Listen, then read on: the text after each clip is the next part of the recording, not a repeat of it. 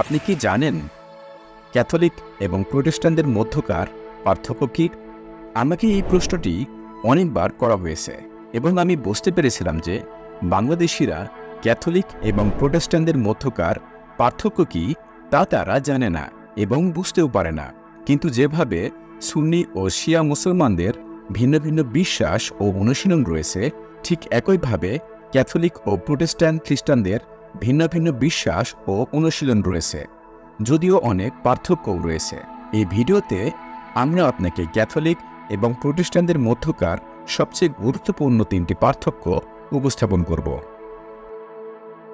প্রথম পার্থক্য, বাইবেল বা কিতাবুল মুকাদ্দাসের কর্তৃত্ব। বাইবেল বা কিতাবুল মুকাদ্দাসের কর্তৃত্ব সম্পর্কে ক্যাথলিক এবং প্রোটেস্ট্যান্টদের মধ্যে ভিন্ন ভিন্ন মতামত রয়েছে।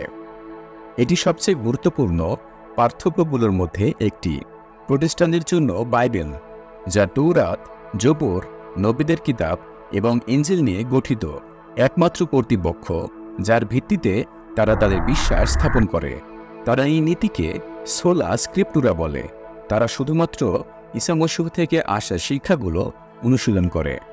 কিন্তু শুধুমাত্র বাইবেলই ক্যাথলিকদের বিশ্বাস এবং অনুশীলনের ভিত্তি নয়। বাইবেল এবং রোমান ক্যাথলিক চার্চের ঐতিহ্যের উপরে তাদের বিশ্বাস এবং অনুশীলনের ভিত্তি রয়েছে। তাদের জন্য ঐতিহ্য বাইবেলের মতোই গুরুত্বপূর্ণ।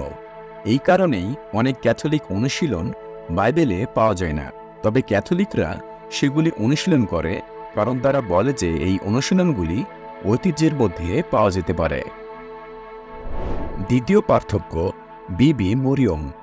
বিবি মরিয়মের গুরুত্ব সম্পর্কে ক্যাথলিক এবং প্রোটেস্ট্যান্টদের মধ্যে ভিন্ন ভিন্ন মতামত রয়েছে।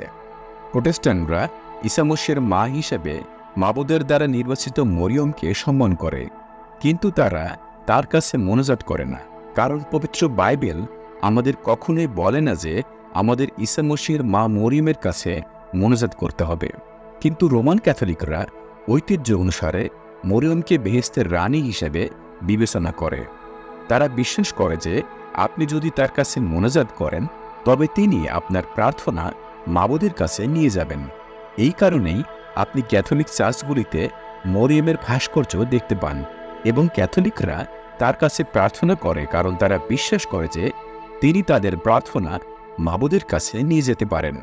কিন্তু বাইবেল কখনোই এই সত্যটি উল্লেখ করে না যে আমরা মরিয়মের কাছে মোনাজাত করতে পারি, এবং বাইবেলে মরিয়মের কাছে মোনাজাত করার কোনো উদাহরণও নেই। এই কারণেই প্রোটেস্ট্যান্টরা কখনোই বিবি মরিয়মের কাছে মোনাজাত করে না এবং তারা তাদের চার্চে মরিয়মের কোনো ভাস্কর্য বা ছবিও রাখে না। প্রোটেস্ট্যান্টরা ঈসা মসীহের নামে সরাসরি মাবুদের কাছে মোনাজাত করে, কেননা ইনজিল শরীফ বলে যে ঈসা মসীহ হলেন মাবুদ আল্লাহ ও মানুষের মধ্যে একমাত্র মধ্যস্থতাকারী। তৃতীয় পার্থক্য, পোপ। পোপের বিষয়ে ক্যাথলিক ও প্রোটেস্ট্যান্টদের মধ্যে বিভিন্ন মতামত রয়েছে। ক্যাথলিকরা বিশ্বাস করে যে পোপ হলেন চার্চের প্রধান।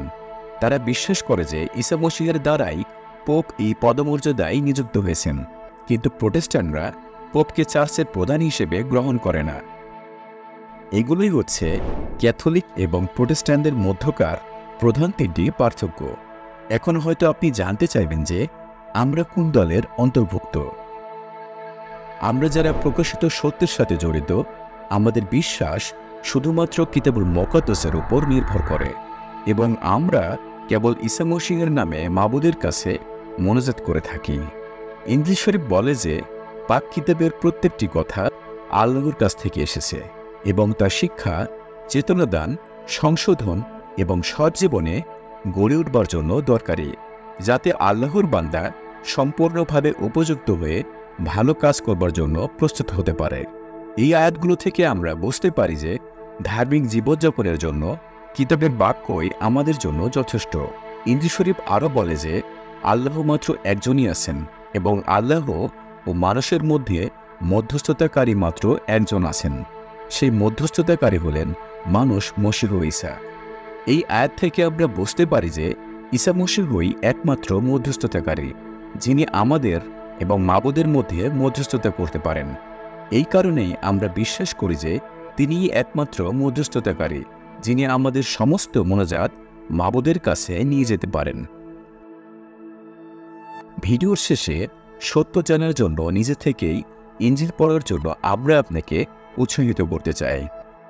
ধন্যবাদ।